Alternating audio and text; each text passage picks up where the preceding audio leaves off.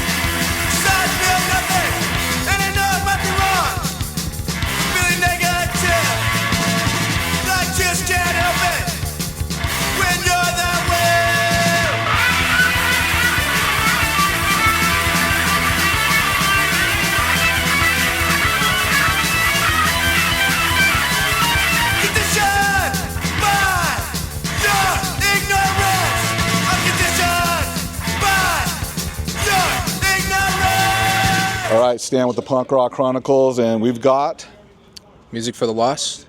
And where are you guys from? Orange County, City of Orange. City of Orange, okay, okay. And what's your name? Lucas Alvarado. And what do you play? I play guitar. Play guitar? Yeah. David, vocals. Vocals. Yeah. Jacob, bass. Jacob, bass. All right, and what do you play? I didn't ask you. Oh yeah, Devin, I play drums. Drums, okay. And so, how long have you guys been together as a band?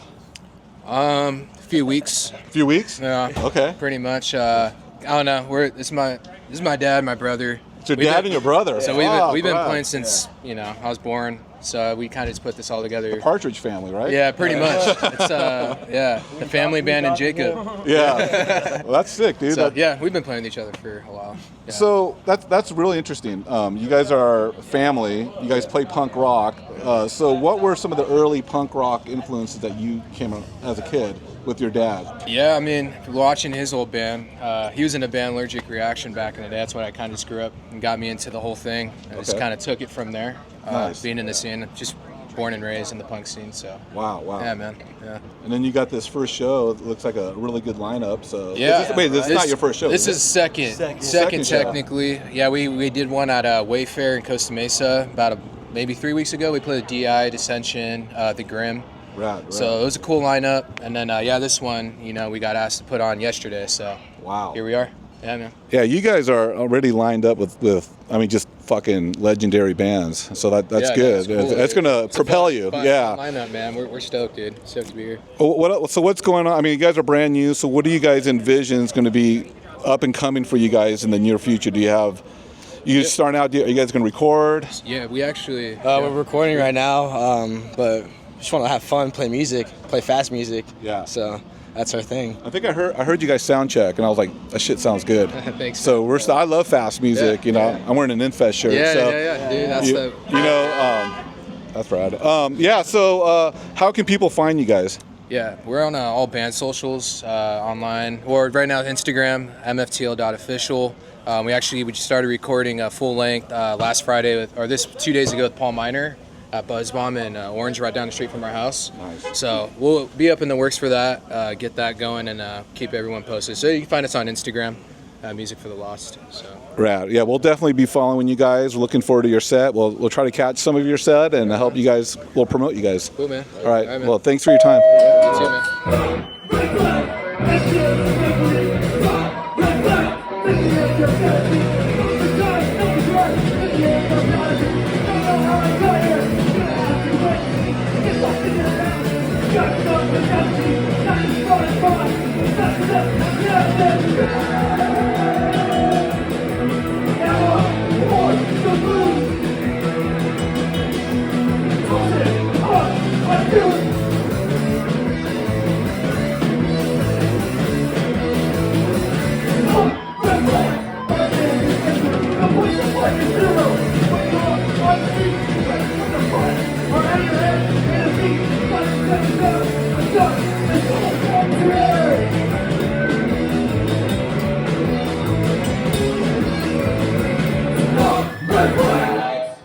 I'm Stan. I'm with the original singer from Stalag 13. I'm speaking with.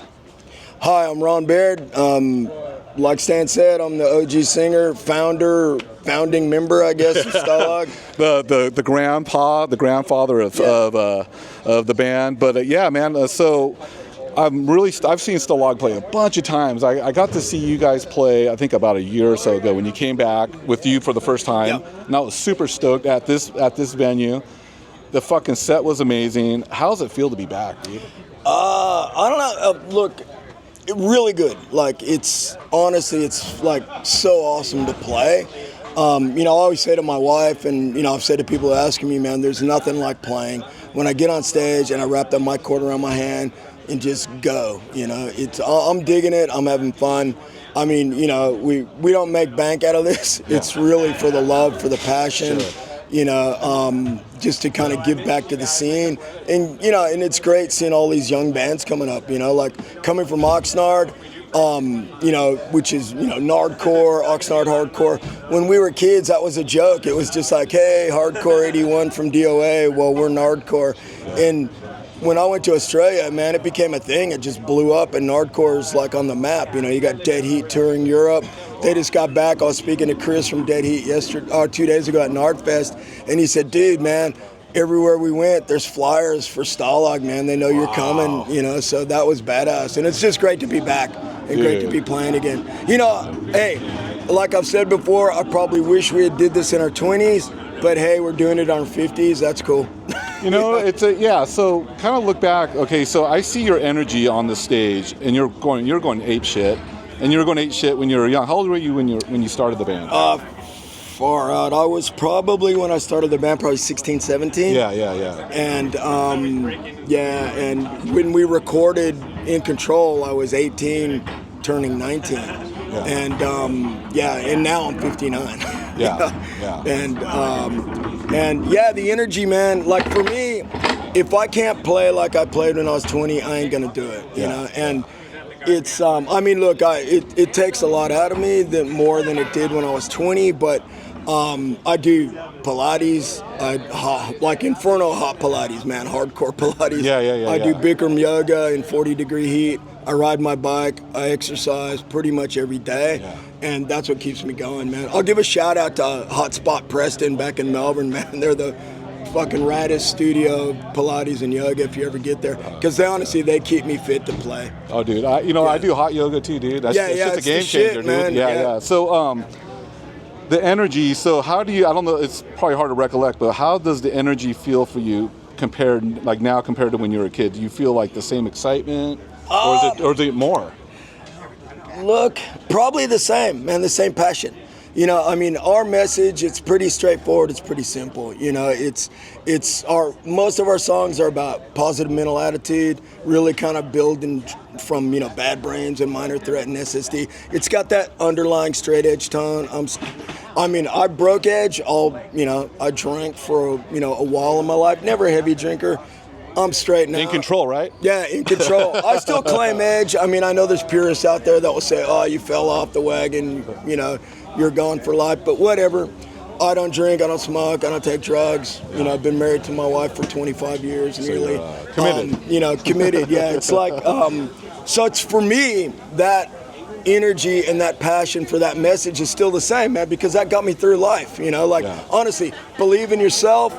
The lyrics of that song, they're autobiographical, man. Believe in you, believe in who you want to be, and pick yourself up and fucking go forward, not to blow my own trumpet, but, hey, I'm a university professor, and my middle school teacher said, you'd be digging ditches, Baird, that's what's going to happen to you. And it's like, nah, man, I'm doing my thing, I'm living my life, and, in a positive way. I'm trying to give back to society with my research, with my teaching, and with playing in a band. For me, that's, it was actually interesting. I was speaking to Marla Watts on Instagram, from my punk. Oh, yeah, I love Marla. And it was actually funny because I'll tell you a quick story. Sorry, I talk a lot, You know what, dude? Honestly, Yeah. I've been wanting to interview you for a long time, dude, so let's talk. No, it's cool.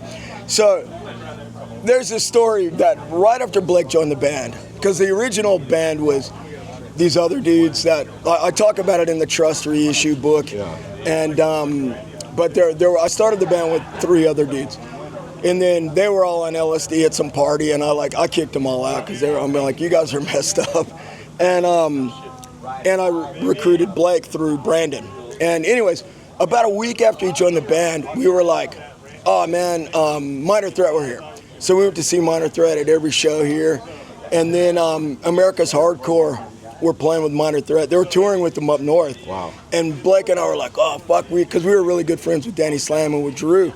And we said, oh, dog, can we go? And Drew said, oh, man, there's not enough room in the van. And Danny said, oh, I'm taking my girlfriend, man. You can come with me in my car. And we were like, badass. So we road tripped it with Danny. Wow. And then we're on the Bay Bridge going into San Francisco, and his car just blows up, man. The engine's smoking. So we get towed up. Basically, we're stuck in San Francisco because Drew says, can't fit you in the van.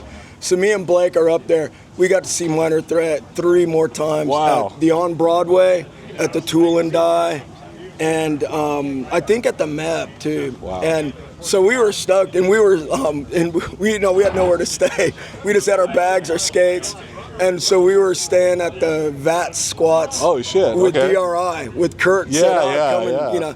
And so we were crashing there.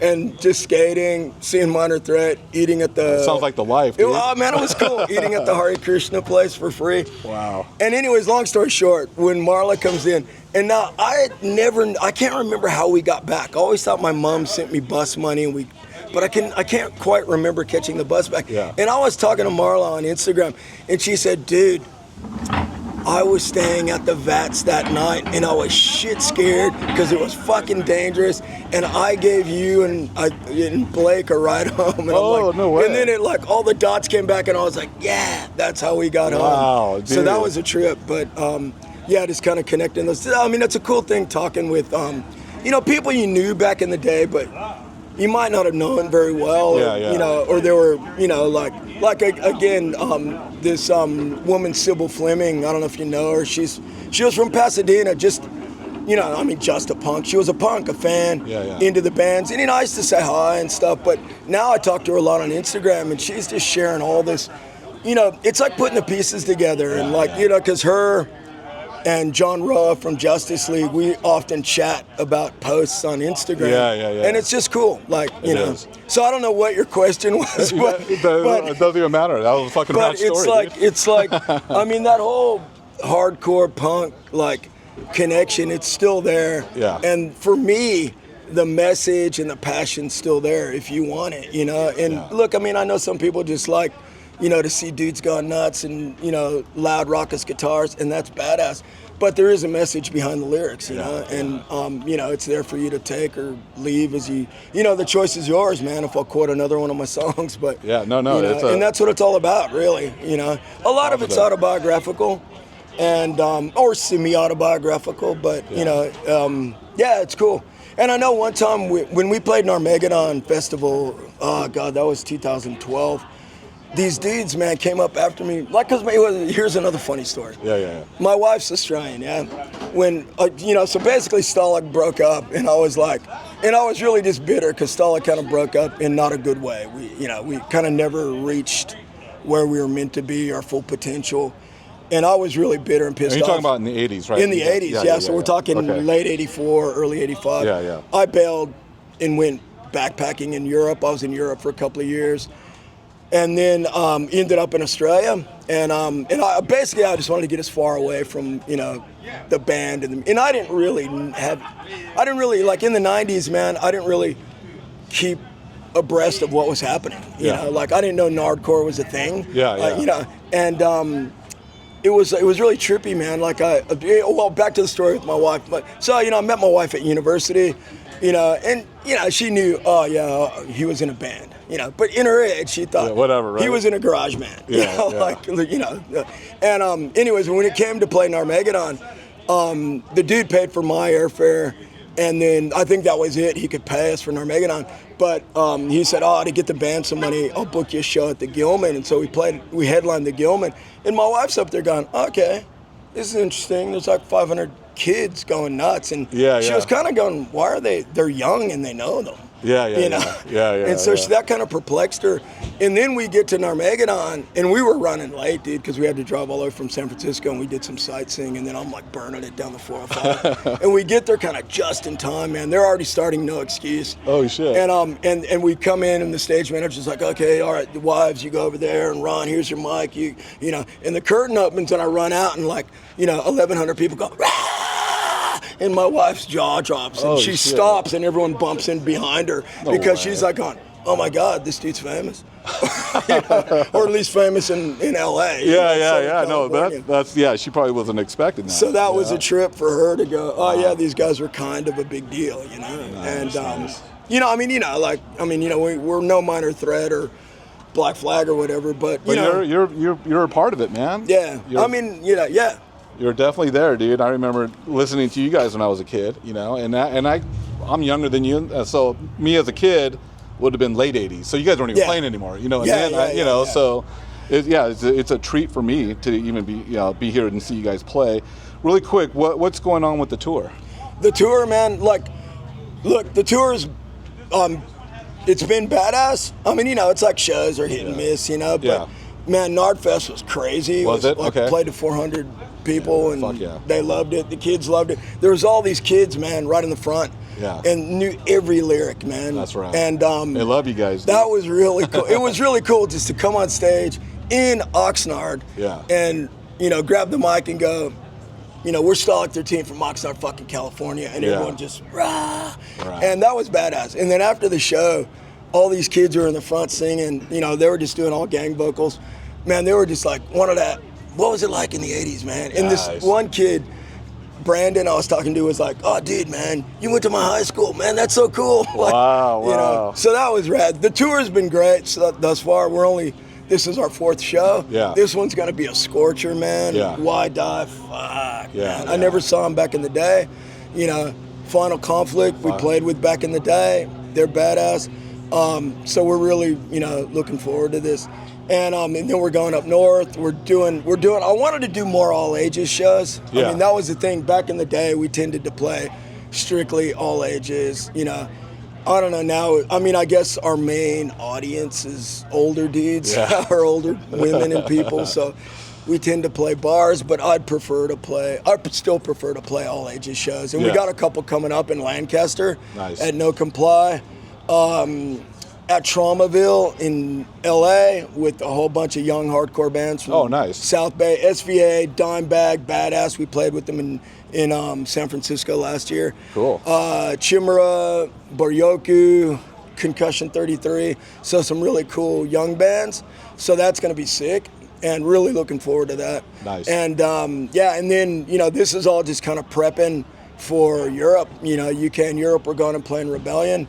My first time at Rebellion, John C., who fielded for me for 8 years. Who's, dude, like, love that guy. All respect for John, big man. Big time. And, because he kept it rolling. Yeah. And I always say, because people always ask me, oh, man, what do you think of Feeling the Silence? And I go, I think Feeling the Silence is a badass record. Yeah. And it's in the Stalag 13 Pantheon, man. It's, for me, man, I play those songs, and, I sing those songs with the same passion as if I wrote them. And because the ethos is there, the themes are there, the passion are there on the lyrics. And, and John and I had a chat about that, and he was like, I kind of tried to write in that mentality of so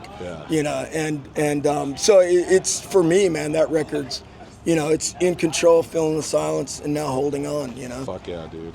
Any last words of wisdom? Hey, man, stay true to yourself. Have fun.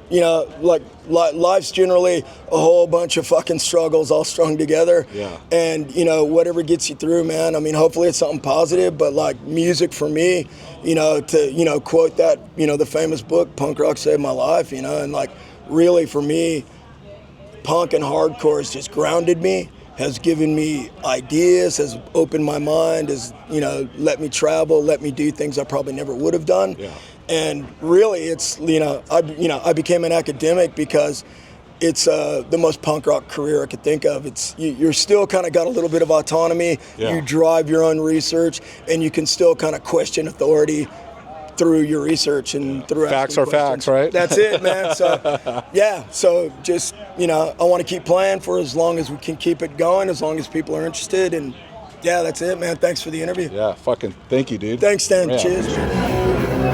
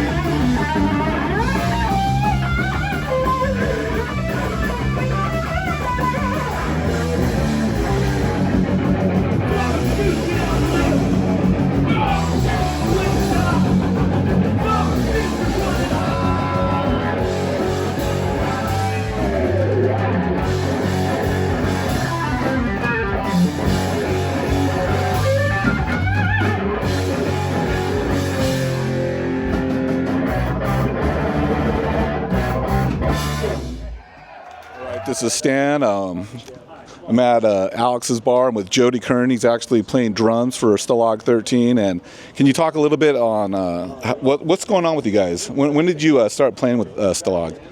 Well, I got the call about like in April of 2023 or February of 2023. Found out that Larry couldn't make it on the tour, and I'm a longtime friend of the band, and so Larry recommended me, and I said, "Fuck yeah, let's do it." So nice. Yeah, we started rehearsing and playing last year. Went on tour last year, and had a great time over Europe, and Rad. yeah. Is that the first time you've been to Europe? Yeah. In general, or just with playing music? Yeah, just first time going over there. Oh, that's cool. So that's got to be a fun experience, right? yeah, it was fucking epic. Nice. Life changing. Really cool. Cool. Yeah. So just really quick, how is everything going with the current tour?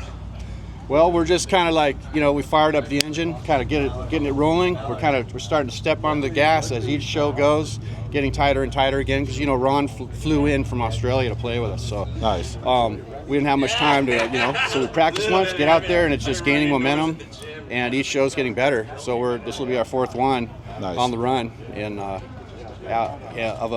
a tour that we're playing like in California every weekend until we go to Europe at the end of the month. Nice. Yeah, so today should be a banger, dude. So it's looking like to me. So. Yeah, this show is going to go off, dude. We're stoked to be here. And any final words? Final words? Fuck. Let's tear shit up. Like, fuck, that's it. Fuck yeah, dude. Right on, man. Yeah, all right. Thanks, you. Dude. Thanks, dude. Blake Cruz, Stalag 13. What's up, motherfuckers? Yeah, this guy's like old school legend. I mean, how old were you when you joined Stalag? You're obviously original, but how old were you? 14. Now I'm gonna be 56 in a month, so I'm fucking old. Nice, dude. You know what's rad? This guy looks great, dude. He doesn't look his age, and he's still killing it. And ever since I met you back when we were doing the Ill Repute documentary way back when, and the Nardcore scene is like probably one of the coolest scenes I've ever even come across. Right. Yeah. And so, can you talk a little bit what the scene was like when you were growing up? It was a tight little community, and Aggression obviously was the first band, kind of threw it on the map. And we just all hung together, and, everyone kind of we had Ill Repute, Dr. No, Stalag 13 came after that, and, just a really cool, tight scene. And, now, Nardcore is pretty big. There's a lot of upcoming bands and some hardcore bands that are killing it, just representing. Yeah, you know what's rad with you guys, dude, is you guys haven't really, I mean, you guys took breaks, but you guys are going hard. The last few years, you guys have been really busy. Yeah, we're on a mission right now, that's for sure. What's going on with this current tour? Like, where are you guys at? Okay, so we started Thursday, Hermosa Beach. This is the 4th show. And then next week, we do a few LA, backyard little gig, Lancaster. Then we're off to the Bay Area, Santa Cruz, the Ivory Room, Sacramento, and Fresno. And then we're home for like 2 days, and then we take off for the UK. Wow. We've got 5 shows UK, then we head over to Germany, France, Belgium, doing that little part. We come home, and then we're off to Hawaii. We're going to do 3 islands, the Big Island, Maui, Oahu, and then off to Japan. Damn. Yeah, so. Man, you guys are so active, and what's rad is you guys have been doing this European stint for a few years, right? And so you guys are probably building a pretty good following out there. Yeah, man, Europe's Europe. It's got a great fan base out there. It's just trippy because we go out there and everyone's nerdcore. We see the tattoos, we see the shirts, the jackets, and we're just like, fuck yeah, little hometown in Oxnard, and here we are, and it was the same over in Japan when we went last time. Wow. It's pretty cool, man. I'm glad we get to represent the 805 and just still having fun, you know what I mean? Yeah. Getting older, but, we're going to push it till we run out of gas. Yeah, until the wheels fall off. That's it, man. But the reason I do this, man, I'm a fan of the fans. Yeah. That's it, man. Yeah. We see the younger generation and singing the words and knowing, everything. It's just cool, man, Yeah. So we enjoy it, man. And when it's not fun, it's not fun. But right now, it's pretty good. Yeah, it looks a lot of fun. And so I think with what you guys are doing, and then how's it feel? I know you guys have had some replacement singers over the years, and they've all been rad, like John and all that, but how does it feel to have Ron back?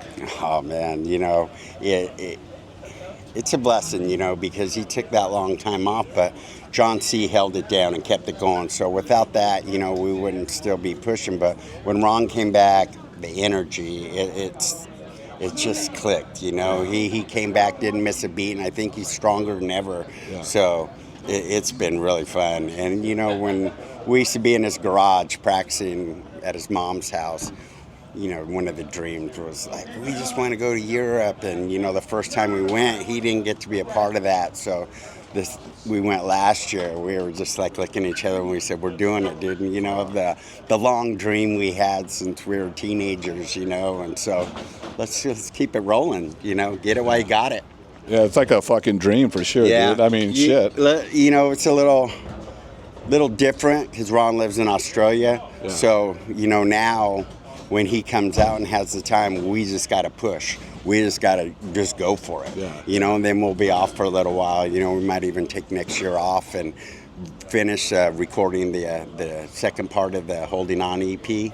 Oh, and then okay. We're going to do that, and, he'll fly back, and we'll do a few shows maybe when he's here, and then get ready for 2026. And we'll 2026, huh? Right. Man, see, that's rad. You guys are planning that far ahead, so you guys are going to be around for a while. It takes a minute to put this shit together, you know what I mean? So I'm sure this right here was probably booked a while ago, right? It takes it, yeah. I was working on this for a while. Fuck yeah. Well, hey, dude, I appreciate you taking time, dude. I love you, dude. It's a pleasure. Love you too, man. And we will definitely be in touch, and we'll be filming your set and sharing it to the masses. All right, man. Have fun, man. Yeah. Thank you.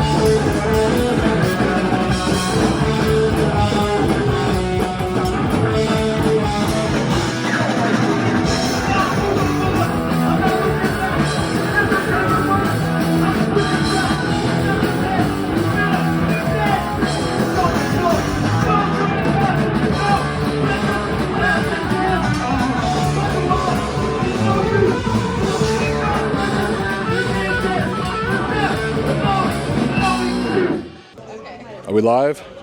Yeah, we're rolling. All right, Stan with the Punk Rock Chronicles, and I'm talking with the almighty Dissension.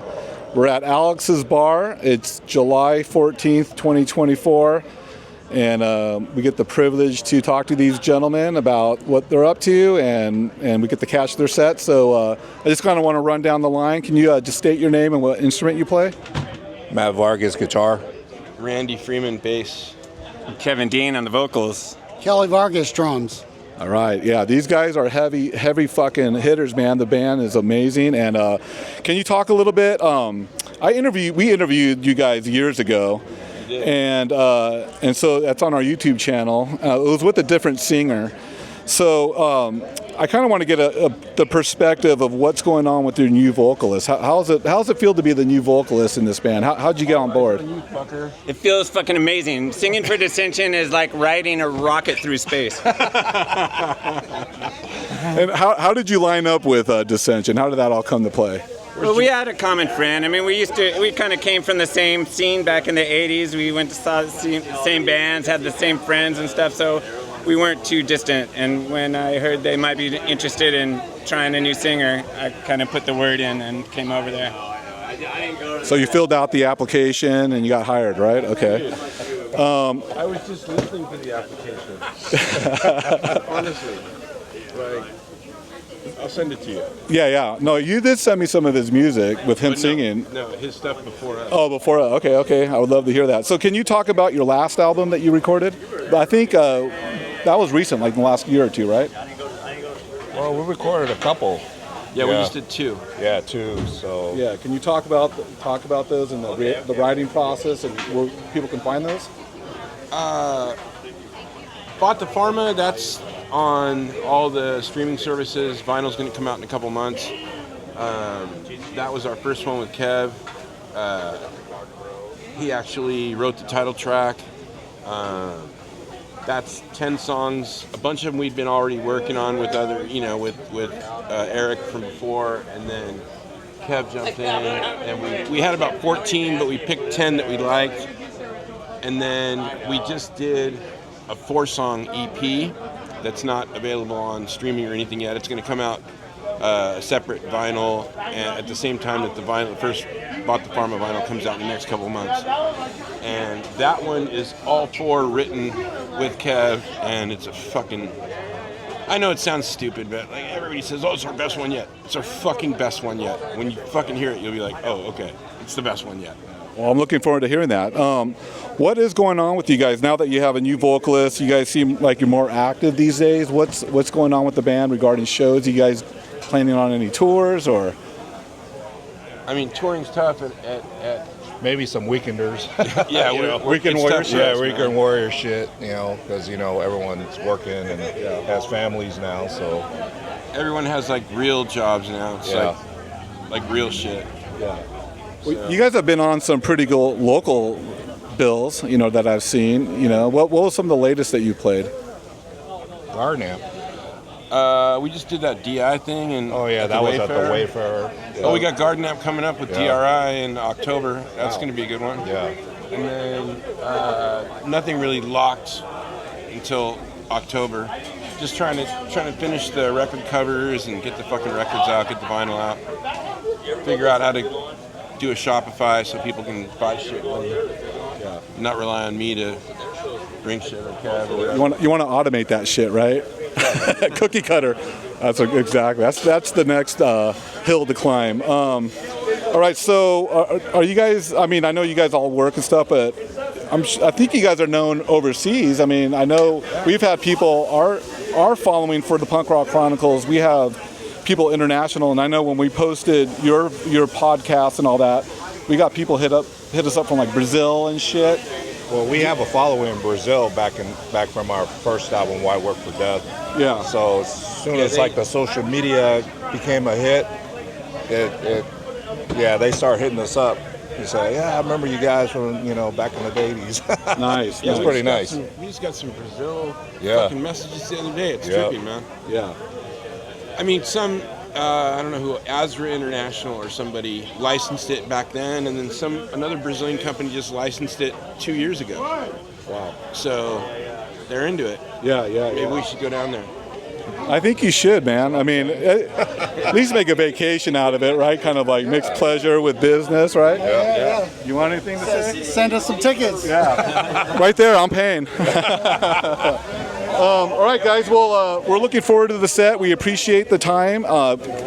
Keep following Dissension. Follow us, and we'll tag their stuff when we post this. And I'm stoked on you guys. I love the heavy music, so appreciate the conversation. Thank you guys for doing what you do. Thanks a lot for talking. Thank you.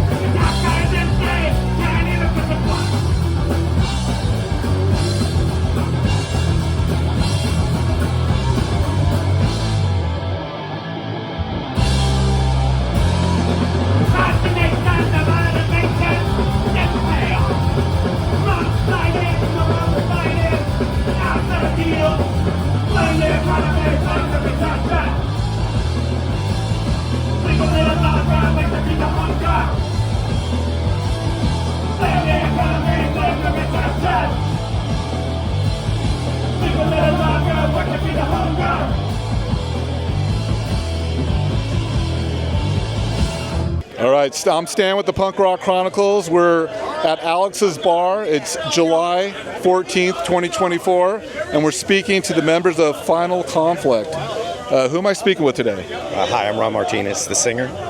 Jeff Hart, guitar. So you guys have been around for quite a long time. When did the band first get together? 83, actually. Yeah, 83, and we played a couple gigs that year, but didn't do that much that year. You know what I mean? We were just getting it together then. But 84 is when everything fucking... It all came together in 84, right? Yeah, and I joined in 85. In 85, okay. So can you talk about those early days compared to what it's like nowadays? A lot less violence. Yeah, that's a good thing. Which is good. A lot less violence. Some of the people that are going to see us back then, like 38 years ago, are still coming to see us now, but they bring their kids, which is pretty cool. They're not carrying guns anymore. We were like playing, shows here in Long Beach at the height of like punk rock violence and stuff. Yeah, it's when all the gangs took over the scene. So it was like it's crazy. We knew all those gangs too, actually. Unfortunately, some of them were our friends that ended up joining. We couldn't help who liked us. Yeah, exactly. Yeah, you guys, Fender Ballroom, right? That was that was it. Yeah, that was the most violent place in California. Because those fights that would happen, they weren't like one-on-one. They would be like, and I'm not exaggerating, like 10 on 10, and they would move like a cyclone through the club. Like it was like a human tornado, like bodies, so crazy. What was the craziest show you guys played? You guys played there quite a bit. You recall what would be the craziest show or one of the craziest shows? Like, as far as like, say violence or just you mean in overall craziness? In general, man, like great lineup. It could be crazy. I got socked in the head on the stage at a DRI show there. The guy said, "Fuck Final Conflict," and just nailed me in the head. I fucking knocked my beanie off my head. I go, "That's pretty good, man." And then these fucking guys on stage chase him out in the audience and beat the little crap out of him. So I guess, typical. That was a typical show. Yeah. I don't know. We got to play a lot of really cool shows there. Like I think like some of my favorites were we played with the Bad Brains on the Eye Against Eye tour. Awesome. It was us and the Adolescents and Crumbsuckers played on that. That was a great show. The infamous GBH was a good show. I thought. GBH Poison Idea. That was during the War All the Time period. Visual Discrimination played on that one. That was a banger show. Yeah.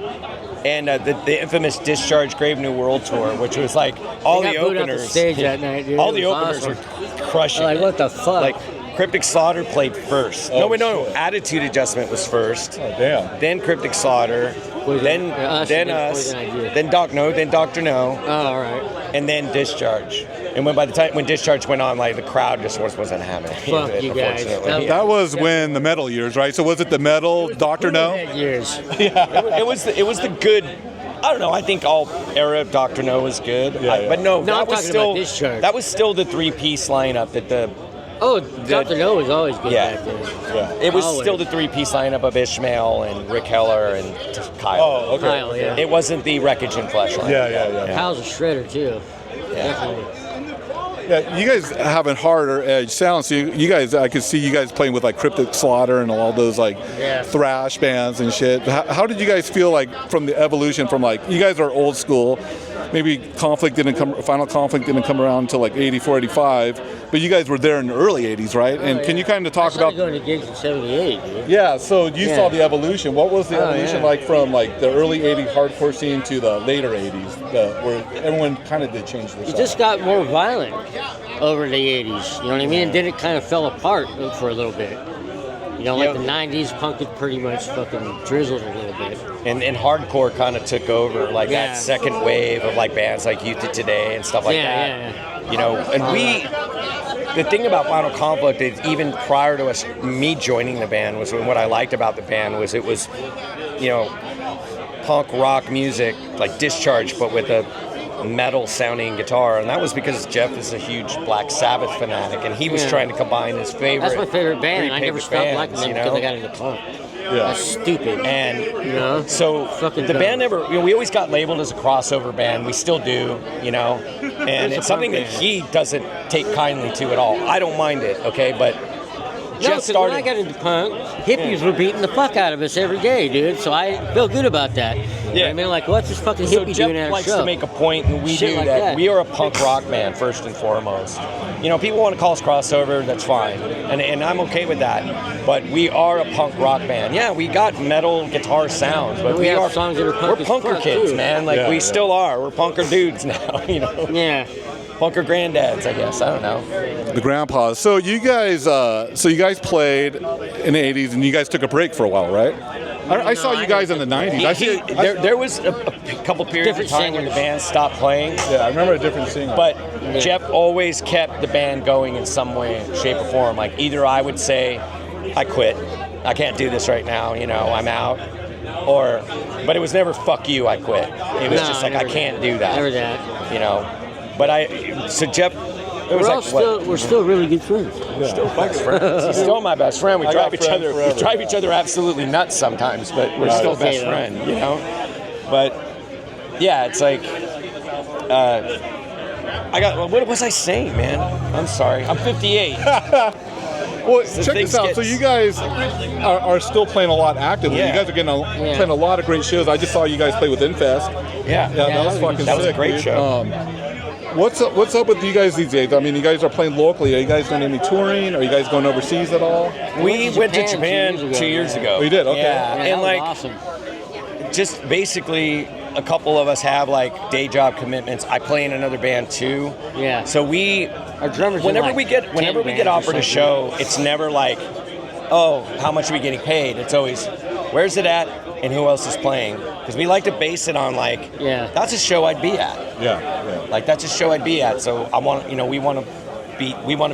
be there anyway. So why not get to play and sell some T-shirts? We picked most of the bands to play with. It's like I insisted on Frampton, and Gizm played with us over there. We got to play the last show with Gizm. Yeah, their last show. So the last tour, like American tour we did a tour with I Hate God and Negative Approach. How could you say no to that? Yeah. The Accused were opening that tour. Yeah. So it's like, and we always have ideas like, hey, we could get this band and this band. Let's get in the band and do it. Yeah. Weren't you guys supposed to go out with the Garden? We actually twice. You did play with them, right? Twice. That's fucking And they, amazing, dude. they offered us a Yeah. tour. They offered us a tour, but we just couldn't do it at the time. We love the Garden. I mean, they take out all these old school bands. They play everything. Yeah. They're They're good. super nice guys. Yeah. Super nice guys and extremely Yeah, they're talented. sweet kids, man. They're really cool. Their dad used to be in Final Conflict. Yeah, long time ago. Oh, really? Yeah. Steve Shears was a member of Final Conflict. Yeah, that's amazing, dude. Those guys are cool. The Sons, and then Steve, and he's in Shattered Faith right now. And they actually, all of them, the Shears, the Sons, and the dad, they do a hardcore punk band called Penalty Kill. All the songs are about they're hockey. Yeah. All I about forgot hockey. about that. That's rad. Yeah, they're all hockey guys. That's bitchin'. Right on. Well, hey, any final words of wisdom? Be cool to people. Yeah, be nice. Start a band. Start a band, and 38 years Don't be later, an you can still be asshole. making music with your best friend. Exactly. Yeah, don't be assholes, man. We just want to be cool and chill. Right on. Thanks, brother. Yeah, thank you. My name is Ron, and for the next 35 minutes, we are Final Conflict.